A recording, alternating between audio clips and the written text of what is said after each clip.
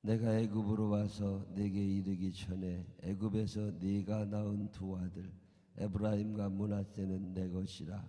루벤과 시므온처럼 내 것이 될 것이요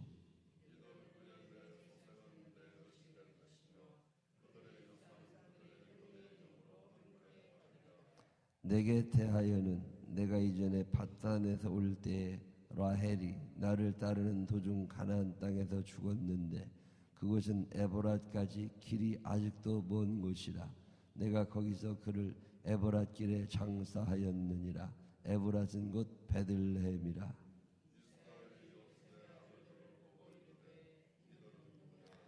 요셉이 그의 아버지에게 아뢰되 이는 하나님이 여기서 내게 준 아들들이니이다. 아버지가 이르되 그들을 데리고 내 앞으로 나아오라. 내가 그들에게 축복하리라.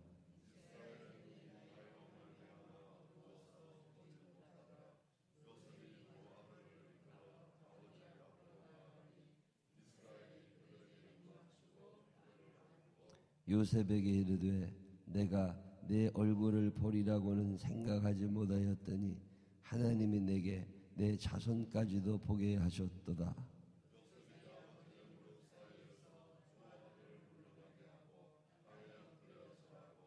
오른손으로는 에브라임을 이스라엘의 왼손을 향하게 하고 왼손으로는 므낫세를 이스라엘의 오른손을 향하게 하여 이끌어 그에게 가까이 나아가매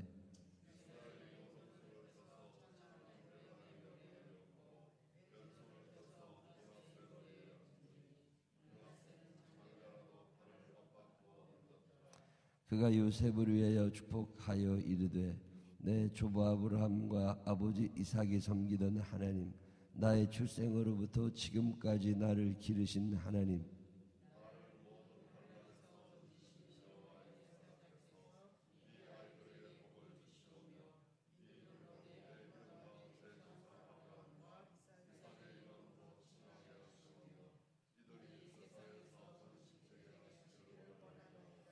요셉이 그 아버지가 오른손을 에브라임의 머리에 얹은 것을 보고 기뻐하지 아니하여 아버지의 손을 들어 에브라임의 머리에서 므낫세의 머리로 옮기고자 하여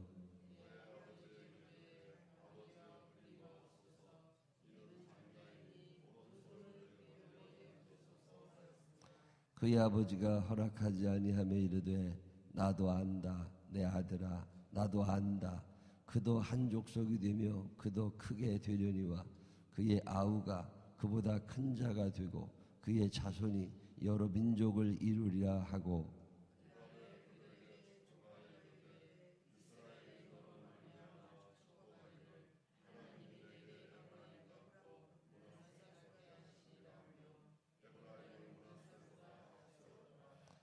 이스라엘이 요셉에게 또 이르되 나는 죽으나 하나님이 너희와 함께 계시다 너희를 인도하여 너희 조상의 땅으로 돌아가게 하시려니와 내가 내게 내 형제보다 세겜 땅을 더 주었나니 이는 내가 내 칼과 활로 아므리 족속의 손에서 빼앗은 것이니라. 아멘. 살아계신 하나님의 위로하심이 우리 모두와 함께 하시기를 주님의 이름으로 축원합니다. 창세기 48장은 참 의미가 깊은 성경 중에 하나입니다. 여러분 사시면서 창세기 48장을 덜어 읽어도 보고 혹시나 이 말씀이 우리에게 주는 깊은 의미를 깨달아 알 수 있으면 또 그 말씀대로 살 수 있으면 아마 우리 인생은 굉장히 풍요롭고 행복할 거다. 창세기 48장은 얼뜻 읽으면 이게 무슨 얘기인가 그냥 쉽게 이해할 수도 있습니다. 야곱이라는 사람이 죽을 때가 다 된 거예요. 눈도 보이지 않습니다. 꼬부랑 할아버지가 된 거예요. 기운도 다 떨어졌습니다. 병이 들었어요. 이제 하나님께로 돌아갈 때가 됐습니다. 지금 야곱은 고센이라고 하는 이집트의 북쪽, 오른쪽, 동북쪽 그쪽 어디 한 조그마한 도시에서 살고 있어요. 야곱의 12아들 중에 요셉이라는 아들이 애굽의 총리가 되어서 애굽 전체를 다스리고 있습니다. 굉장히 분주해요. 바쁜 상태죠. 어느 날 얘기를 들으니까 아버지 야곱이 이제 돌아가실 날이 얼마 남지 않았다. 그런 얘기를 들은 요셉이 아버지를 보고 싶었어요. 그래서 아버지를 찾아갑니다. 근데 혼자 가지 않고 두 아들을 데리고 가요. 요셉이 애굽 땅에서 낳은 두 아들 므낫세와 에브라임. 이 두 아들은 이방인들입니다.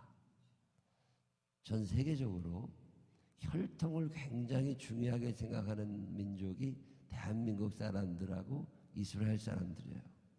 우리나라 사람들은 무슨 김씨냐, 무슨 이씨냐, 뭐 이런 거 굉장히 따집니다. 몇 대 손이냐. 뭐 오늘 우리가 살아가는데 그게 크게 중요하지 않고 앞으로 10년, 20년 지나면 그런 거 없어질 시대가 될 수도 있습니다. 지금 사람들은 그런 걸 전혀 고려하지 않아요. 그런데 이 옛날에는 이게 굉장히 중요했습니다. 조선시대, 일제시대, 60년대, 70년대, 50년대 너 누구의 몇 대 손이냐. 그만큼 혈통을 중요하게 생각하는 민족이 대한민국이에요. 지금은 뭐 그거 아무 의미 없죠. 지금은 그런 거 잘 따지지도 않습니다. 근데 우리나라 사람보다 더 혈통을 소중하게 생각하는 사람들이 이스라엘 사람들이에요. 이스라엘 사람들은 아브라함의 자손 이삭, 야곱 그리고 그의 아들 12명 이방 민족하고는 결혼조차 하지 않습니다. 미국 같은 나라를 가보면요, 거기 다 인종사회잖아요. 흑인도, 백인도, 황인도 많아요. 그리고 그 사람들이 또 결혼해서 아이를 낳고, 결혼해서 아이를 낳고, 결혼해서 아이를 낳고, 혼혈 아들도 많습니다.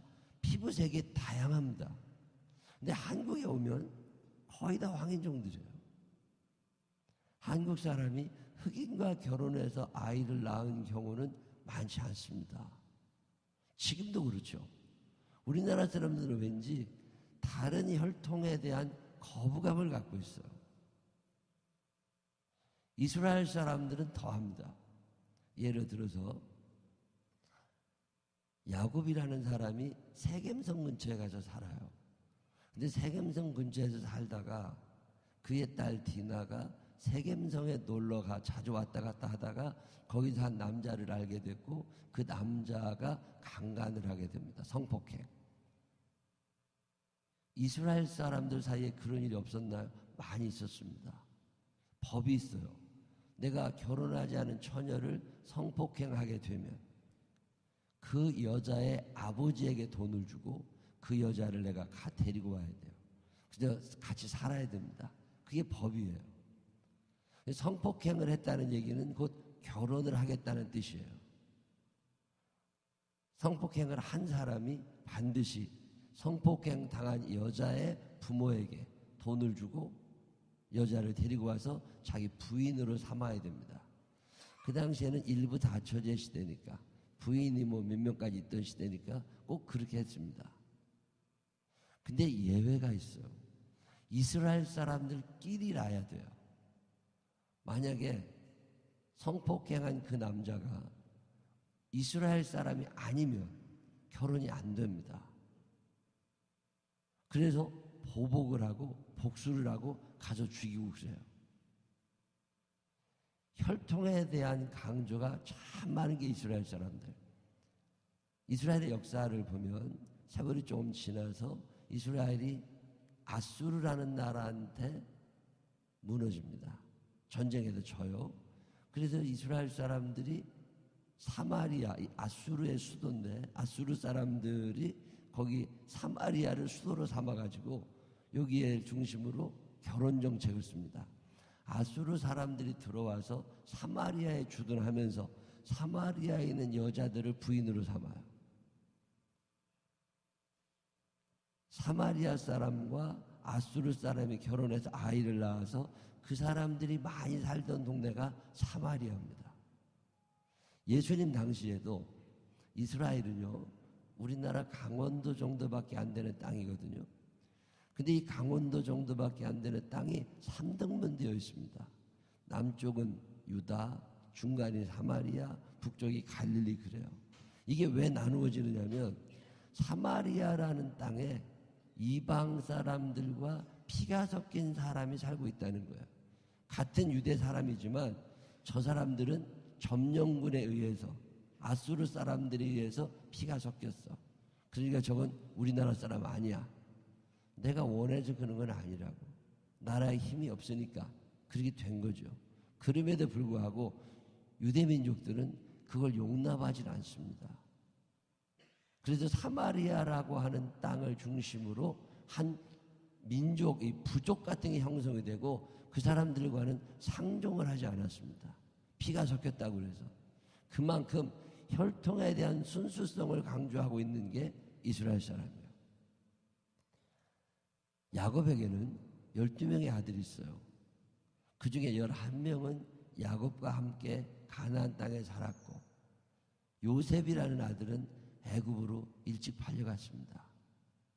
애굽 사람들은 흑인들이에요. 생각해 보셨어요? 애굽 사람들은 흑인들입니다. 검은색 피부를 갖고 있어요. 야곱은 황인종입니다. 애굽이 흑인들이 많거든요. 그곳에 가서 요셉이 살면서 그곳에 있는 여자하고 결혼을 했어요. 자, 그러면 요셉이 낳은 아들 므낫세와 에브라임은 혈통의 순수성이 있어요, 없어요? 없습니다. 없어요. 언어가 다릅니다. 요셉과 에브라임, 므낫세, 이 사람들은 애굽의 말을 씁니다. 야곱과 그의 아들들, 그의 손자들, 손녀들은 히브리 말, 이스라엘 사람들이에요. 언어가 달라요. 자, 야곱의 생일에 온 식구들이 모였습니다. 다 같은 말을 써요. 근데 딱 두 사람, 에브라임과 므낫세는 그 말을 이해하지 못합니다.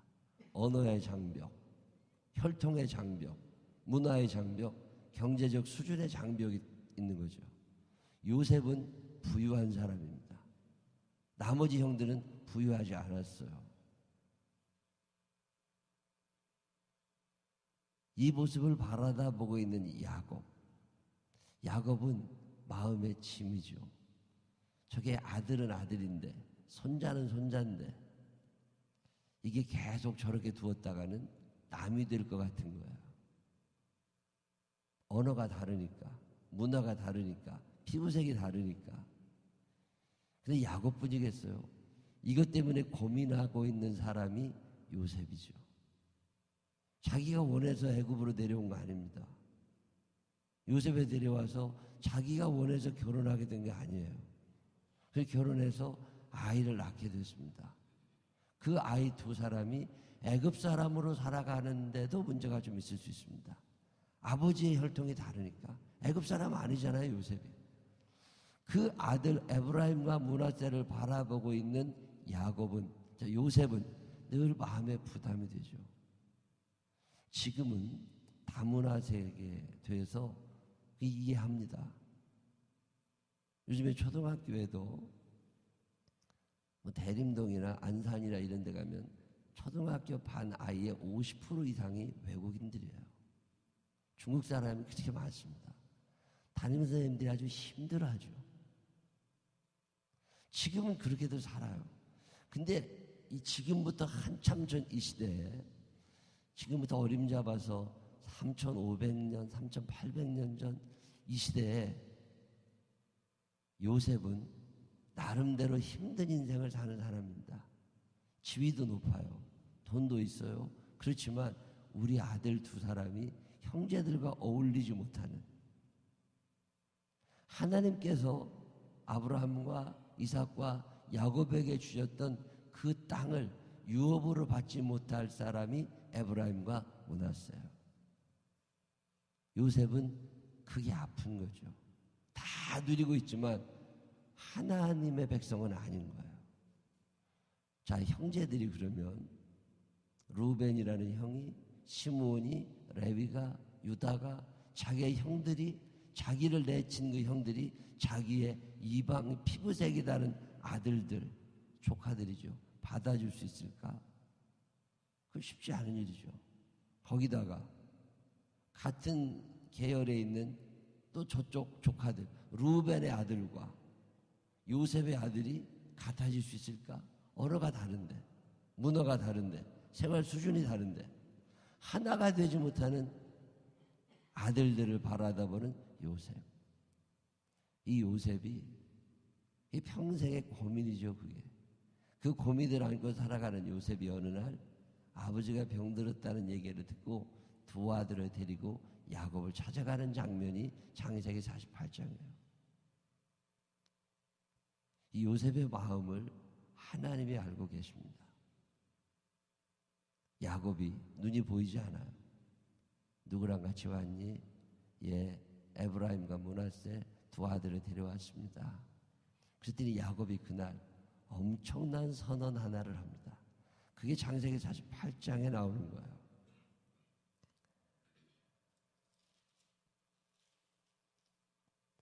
야곱이 요셉에게 하는 이야기가 뭐냐면 내가 애굽에서 낳은 두 아들이 있다는 거죠. 에브라임과 므낫세. 그 두 아들을 내가 양자로 삼고 싶다는 거예요. 이게 굉장히 중요한 의미가 있는 말이에요. 손자를 아들 삼겠다는 거예요. 여러분 그런 경우 보셨어요? 손자를 아들을 삼아. 손자의 서열을 아들의 서열로 올린다는 거예요. 야곱이 생각할 때 이 손자 두 사람은 앞으로도 이스라엘 사람들과 어울릴 수가 없어. 이대로 두면. 요셉이 하고 있던 고민을 야곱이 알고 있습니다. 그리고 이 문제를 해결해 주고 싶은 거예요. 요셉이 야곱에게 얘기했을 일은 없지만 야곱이 요셉의 문제를 해결해 주고 싶어요. 이걸 해결하려면 어떻게 해야 되느냐면 에브라임과 므낫세가 아들이 돼야 됩니다. 손자가 되면 안 될 것 같아요. 그래서 무릎 사이에 두 아들, 두 손자를 데려와서 끼우라고 합니다. 그게 양자의식이라고 그래요. 종을 양자로 삼을 때 그렇게 합니다. 그리고 머리에 손을 얹고 축복하죠. 이 장면이에요. 에브라임과 므낫세는 야곱의 손자입니다. 근데 오늘 아들로 받아들여요. 여러분 손자가 아들이 되면 어떤 일이 일어나는 줄 아세요? 아버지 야곱의 유산을 상속받을 수 있습니다. 루벤이나 시몬이나 레위처럼 아들이 돼요. 그러면 에브라임과 므낫세는 손자가 아니라 아들이기 때문에 학렬이 하나 올라가요. 이상한 계보가 된 거죠. 그러고 나면 루벤의 아들이 사촌 형이었는데 이제 조카가 됩니다. 삼촌이 돼요. 아니 이런 복잡한 일을 야곱이 왜 했을까? 여러분 창세기 48장을 읽으면서 아마 많이 읽으셨을 거예요. 이런 생각을 하신 분은 없었을 겁니다. 저는 어느 날 이 성경을 읽다가 무릎 사이에 두 손자를 끼우고 너 이제 우리 아들이야. 에브라임, 므낫세. 므낫세는 첫째 아들이고 에브라임이 둘째 아들인데 첫째 아들 므낫세보다 둘째 아들 에브라임을 큰 아들로 양자로 받고요. 야곱이 첫째인 므낫세를 둘째로 양자로 받습니다. 순서도 바꿨어요. 하여튼 나 야곱 마음이에요. 그래서 다 바꿔놨어요. 아주 족보가 이상하게 된 거죠. 근데 왜 이렇게 했을까? 창세기부터 계시록까지 나와 있는 하나님, 그 하나님은 사람들의 위로자이셨어요. 누군가를 위로하셨던 분, 그리고 그의 문제를 자세히 알고 해결해 주시려고 하셨던 분, 그가 이야기하기 전에 그의 삶을 어루만져 주셨던 분, 그분이 하나님이세요. 요셉은 참 힘든 인생을 살았습니다. 억울했어요. 답답하죠. 넘어지지 않고 열심히 살았습니다. 잘 살게 됐어요. 돈은 벌었을지 모르지만, 사회적인 신분은 높아졌을지 모르지만, 그의 마음 가운데는 커다란 짐 하나가 있습니다. 내가 죽으면 우리의 혈통은 끝납니다. 내가 죽으면 우리는 더 이상 아브라함의 후예가 아닙니다. 에브라임과 므낫세는 아브라함의 자손이 될 수 없어요. 그들은 이방인, 애굽 사람의 아들이에요. 요셉의 아픔, 요셉의 슬픔이 그거죠. 나이가 들어갈수록 더 그 마음을 알고 있는 야곱이 어느 날 묘수를 하나 찾아냅니다. 그게 양자예요. 내가 너를 내 아들로 받는다. 손자 두 사람을 아들로 받아요.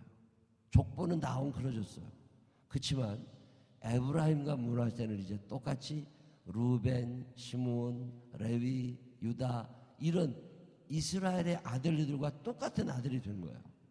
그래도 이스라엘이 가나안 땅을 정복하고 땅을 분배받을 때 이제 에브라임과 므낫세도 땅을 받을 수 있어요. 하나님께서 아브라함에게 주시마 약속하셨던 그 땅, 아브라함이 이삭에게 넘겨주었던 그 땅,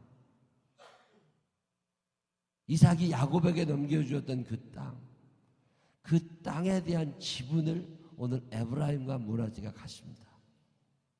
그들은 언젠가 애굽을 떠날 거예요. 애굽을 떠난 다음에 그들은 갈 곳이 없습니다. 유산 상속을 못해요. 근데 그 법을 오늘 야곱이 바꿔줘요. 나중에 민수기 읽어보시면 출애굽기도 마찬가지, 민수기 특별히 이스라엘 사람들이 애굽을 정복에 들어갈 때 에브라임 족속이 창대한 족속이 되고 이 에브라임 족속이 땅을 굉장히 많이 받습니다. 므낫세가 땅을 받습니다. 원래 에브라임과 므낫세는 손자예요. 근데 아들이 됐어요. 아들이 되면서 땅을 상속받을 수 있는 엄청난 권리를 얻습니다. 그 장면이 창세기 48장이에요. 만약에 야곱이 에브라임과 므낫세를 양자로 받아들이지 않았으면 이 두 민족은 없습니다. 이들은 애굽에서 살다 애굽에서 죽어요. 이스라엘의 12지파라는 말을 우리가 흔히 씁니다. 야곱의 12아들이 있습니다. 그 12아들이 12지파라고 생각하시면 착각입니다. 아니에요. 야곱의 12아들 중에 레위지파, 셋째 아들 레위지파는 아무런 유산 상속을 받지 않습니다. 하나님의 사람들이라고 해서 땅을 분배할 때 레위지파에게 땅을 주지 않아요. 11지파가 받아야 되잖아요. 레위지파가 없으니까. 그런데 요셉의 지파가, 요셉이 땅을 받지 않습니다. 요셉은 이미 죽고 요셉의 두 아들 에브라임과 므낫세가 각각 한 지파가 돼요. 성경에 나오는 12지파가 두 가지예요. 야곱의 12아들을 이야기할 때는 큰아들 루벤부터 베냐민까지 12명을 얘기해요. 근데 우리가 흔히 말하는 12지파와 12아들이 다른 거예요. 12아들에는 요셉이 들어갑니다. 레위가 들어가요. 근데 12지파를 얘기할 때는 레위가 안 들어가고 요셉이 안 들어가고 그 대신 에브라임과 므낫세가 들어가요. 여러분이 민수기, 신명기 또는 여호수아 또는 출애굽 이런 거 읽어보다 보면 루벤 지파는 어디에 서라, 유다 지파는 어디에 서라 얘기할 때 반드시 에브라임 지파, 므낫세 지파를 얘기합니다. 레위가 없어지고 요셉이라는 이름이 안 나옵니다. 이제 요셉은 없어요. 이스라엘 사람들 속에 에브라임과 므낫세가 아들이 돼요. 그들이 땅을 상속합니다. 하나님이 누구시냐고 물으면 하나님은 위로자이시다. 요셉의 큰 문제를 야곱을 통해 이렇게 해결하면서 너도 가서 이와 같이 해라. 여러분, 예수를 믿는다는 건 내가 하나님의 끊임없는 위로를 받으며 산다는 의미이기도 하지만 동시에 네가 누군가의 위로자가 되어 살아가는 거예요. 위로받으려고 하는 사람보다 요셉의 마음을 헤아리고 그 두 손자의 미래를 생각하면서 그들을 아들로 받아들여서 그들의 삶에 엄청난 위로를 오늘 야곱이 하고 있습니다. 오늘 이 성경을 읽는데 예수 믿는 사람은 이렇게 사는 거구나. 위로자.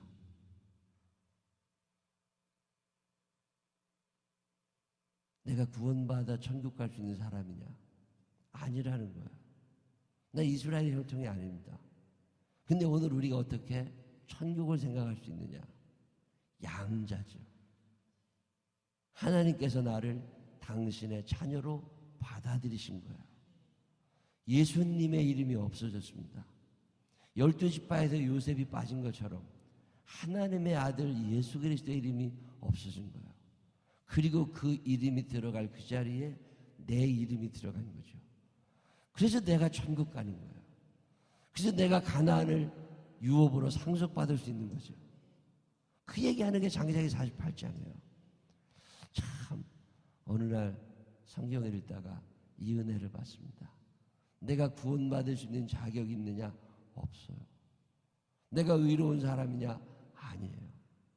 근데 하나님께서 그 옛날에 에브라임과 므낫세를 양자로 받아들이셔서 가나안 땅을 허락하셨던 것처럼 나라는 사람을 양자로 받아들이셔서 아들 되게 하시고 딸이 되게 하시고 상속자로 삼으신 거죠. 그래서 천국을 생각하는 거잖아요. 야, 참 놀라운 일이다. 참 감격스러운 일입니다. 이날 요셉이 얼마나 감격스러워 울었겠어요. 내 모든 문제는 이제 해결됐다. 우리 아들들도 구원받을 수 있다. 그게 창세기 48장이에요. 위로자이신 하나님, 그리고 위로하라고 말씀하시는 하나님, 그러면서 위로의 선물로 에브라임과 므낫세를 가나안에 들어갈 수 있도록 길을 열어주십니다. 천국에 들어갈 수 있도록 우리의 길을 열어주신 하나님의 이야기, 그게 창세기 48장이에요. 어느 날 성경을 읽다 보면 그런 거구나. 여러분 사시는 날 동안 하나님이 우리의 위로자 되심을 믿으시기를 바랍니다. 그리고 그 하나님께서 우리를 위로자로 삼으심을 믿으시기를 바랍니다. 살아가는 날 동안 우리가 천국 가게 된 데에는 하나님 아버지의 큰 결심, 내가 저를 아들로 받아들이리라. 이 결심이 있었기에 오늘 우리가 천국을 소망합니다.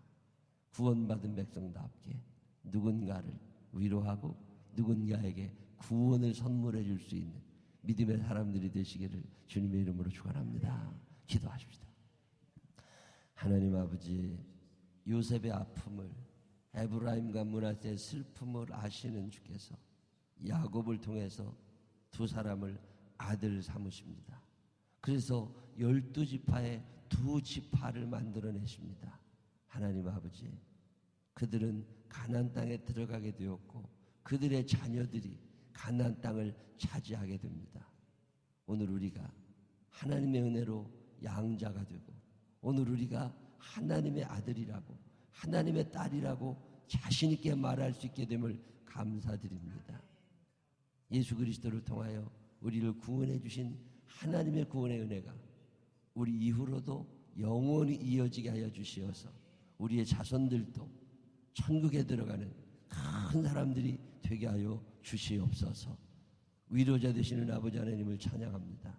우리도 누군가의 위로자가 되게 하여 주시옵시고 넉넉함으로 돌보며 살아갈 수 있는 사람들 되게 하여 주옵소서. 우리를 구원해 주시는 예수 그리스도의 이름으로 기도드렸습니다.